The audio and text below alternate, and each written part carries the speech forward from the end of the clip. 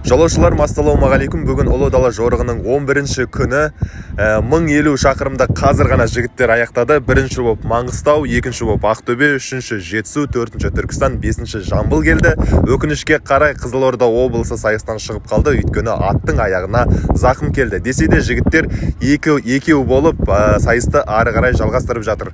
Мұндай командалардың қатарында Абай облысы, Шығыс Қазақстан облысы және Ұлытау, Қарағанды, Алматы қалалары бар. Бұл жігіттер өздерінің намысы және тұлпарларының сынын білу үшін Түркістанға дейін жетеміз деп шешкен. Мына жақта қарасаңыздар, şimdi ағаларымыз атты жуып жатыр. Міне қараңыз. Мен жаспын, мен немін деп айтпайтын. Қызмет шеңіне қарамайтын. Міне көрдіңіздер ме, қалай көмектесіп, ұйымшылдық деген осы. Күтпеген жаңалық болды. Фаворит саналған Ақтөбе құрамасы сайыстан шығып қалды. Олардың бір атының денсаулығына байланысты сайыстан шеттетілді. Қазір екі атпен олар Түркістанға жетеміз деп жоспар құрған жігіттер. Балам Исатайға баршы. Командасына баршы, балам ғой. Сіздің балаңызға ма? Жақсы, қай жерде тұр ол? Мына жігіт па? Шақырып алыңыз, осы аттың Топай көктің қасында. Исатай, бергеш. Өзіміздің Тайқоңырдан бастап біздің Созақ ауданының территориясында біз Түркістанға дейін осы жігіттерге қолдау білдіреміз. Түркістанға дейін барамыз. Иә, Түркістанға дейін барамыз біз. Бәрекелді. Қазір енді Исатайға берейін. Исатай, жаңағы сайыс туралы айтып жүрші. Мына 1050 километр қалай болды, жол қалай болды, аттар қалай келді? 1050 километр жақсы, өзіміздің жеріміз болғаннан кейін Құдайға шүкір жеңіліп жатыр өзімізге. Оңай емес 600 километрді бағындыру жылқы үшін. Олардың күйін қалай көтересіздер кейін? Оларды бар енді Алла қаласа аман есен жетсе, Жетісуға жібереміз ғой, өріске жібереміз.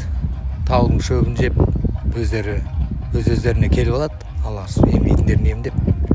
Аман есен бәрі жақсы ғой, орындарында бәрі. Ақтар орнына келіп, бәрі нормально барғанша. Аман есен жетсе, жібереміз өрісте, өздеріне келіп, амансыз. Ары қарай жұмысын жалғастыра береді одан кейін. Қанша уақыт келеді? Примерно? Бір айдың көлемінде өздеріне келеді ғой, түзеліп. Мынадай бір жаңалық бар. Егер команда сайыстан шықса, бірақ екі ат қалып, соңына дейін Түркістанға барса, сол жігіттерге сыйақы беріледі. Айта кетейік, сайыс талабы бойынша 600 километрден кейін аттар ауысты, бірақ жігіттер ауысқан жоқ. Алматы қаласы 3 шабандозбен келе жатыр. Өткенде бір тұлпардың аяғы ауырып қалды деп еді, сол қайсы көрсетсеңіз? Осы тұлпар. Осы тұлпар ауырған жоқ аяқ. Аяқ ауырған жоқ па? Ауырған жоқ. Жүріп келе жатыр, 450 километр болды. Сонда не болған, дәрігерлер не үшін сіздер шығарып тастады? Просто сіңір тартылып қалғанға арт жақ аяғының. Сол үшін шығарып тастады. Ал қазір аттың жағдайы қалай? Аттың жағдайын көріп тұрсың ғой. Бәрекелді жігіттер, сендер кәдімгідей намысты қолдан бермей, аяғына дейін деп тұрсыңдар ғой, иә? Конечно. Ал бауырымнан сау. Қалай, сайыс жол қалай болып жатыр? Жақсы болып отыр. Біз Алматының абыройын қорғау үшін келдік. Бұл жаққа бір жағынан намыс үшін біз осы жарысты до конца жүріп өтуіміз керек. Өйткені Алматының бүкіл немелері қарап отыр, бізге намысты қолдан жібермеуге тырысып жатырық барынша. Түркістанның жері қалай екен? Ужас. Айбат bu жаққа. Керемет. Неге ужас дедіңіз? Ане ужас екен. Бекбақ даласы. Құмға әбден тойдық. 2-3. Міне Маңғыстаудың жігіттері мен Созақ тұрғындары, Созақ жігіттері суретке түсіп жатыр. Олар қазір жақсылап күтіп алайын деп тұр. Таукен елді мекені. Иә, Айбетке дейін 68 ба, 60 километр шаптық. Содан бері қарай тағы 50 километр шауып келе жатырық. Осы мәреге келдік 1100 километрге. Бұйыртса ертең Алла қаласа финишке жетеміз 1200 километрге. Қошеметтеп қарсы алып жатыр бүгін, және сіздер бірінші орынға көтерілдіңіздер, құттықтаймын. Енді ертең жаңа дайындалып жатырмыз дейсіздер, нені талқылап жатырсыздар? Маршрутта қалай істейтінімізді, тактикаларды ойланып, артта енді қуып жететін команда аз. Көркейлеріңізге қарасам, как будто ең соңында келе жатқан команда сияқтысыздар. Салқын қанды, және бірінші келген команда қуанып, тойлап жату керек қой мына жерде.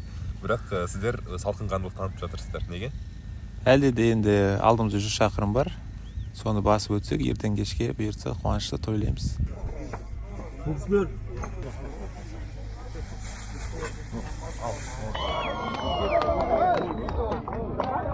Жетісу командасы жаңа ғана стартты финишқа кірді.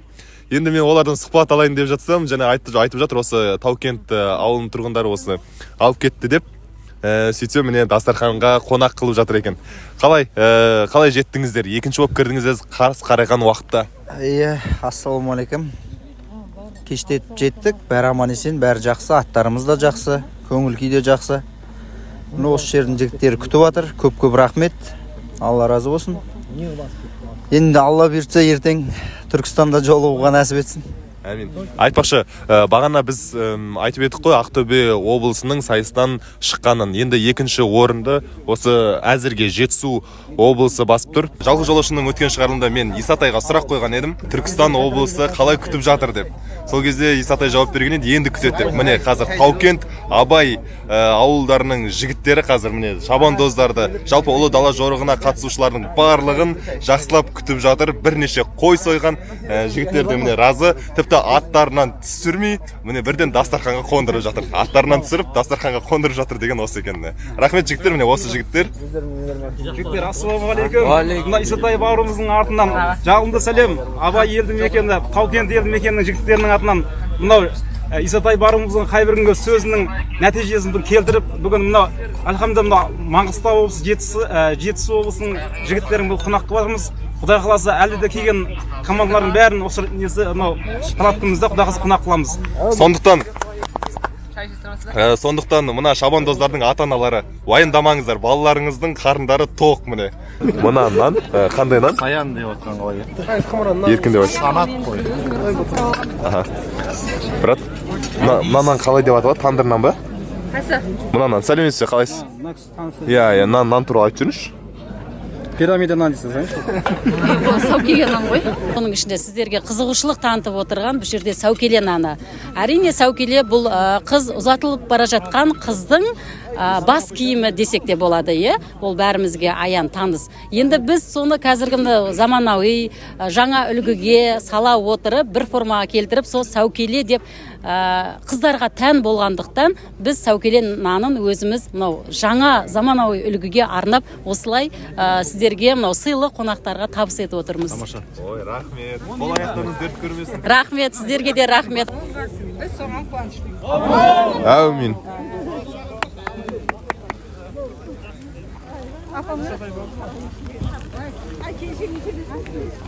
Ассалаумағалейкум.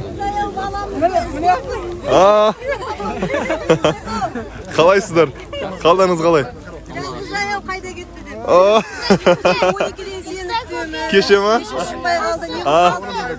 Түркістан облысының жігіттерінен бүгін сұхбат ала алмаймыз, өйткені бос емес олар. Қарасаңыздар қандай жұмысы қауыр.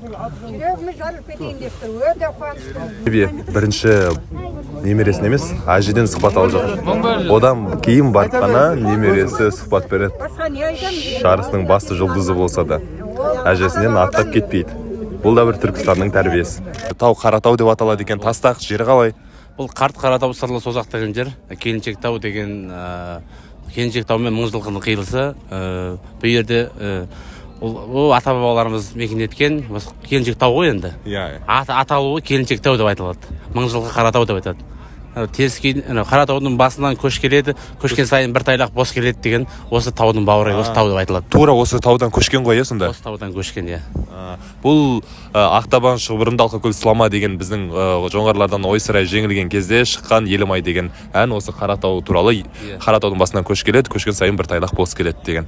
Дәл сол жермен біздің жігіттер ертең жүріп өтеді. Құмкент ауылына сіз әкім ретінде айтыңызшы Ғанияға, не керек? Ауыз су проблемасы көп жылдан бері проблема еді, сол оғанда қазір қондырғы орнатылып, фильтрлер, бізде Құмкент болғанда құмды жер өзі. Құмды жер су. Өткенде ғалымдар келіп көріп кетті, су бізде жоқ, мысалы, жер асты су бізде төменде. Сондықтан бізде құм бар, тұз бар. Соны арнайы қондырғы орнатып, соны ауданда тұрғын үй коммуналдық шаруашылық бөлімі арқылы сонда жұмыстар жасалып жатыр. Есептік көрсеткіш 11 күннің қорытындысы. Бірінші орын Маңғыстау облысы, екінші орын Жетісу облысы, үшінші орын Түркістан облысы, төртінші орын Жамбыл облысы. Әзірге осы 4 команда қалды. Ертең шешуші күн, кім мықтыны анықтаймыз. Жалғыз жолаушымен бірге болыңыздар.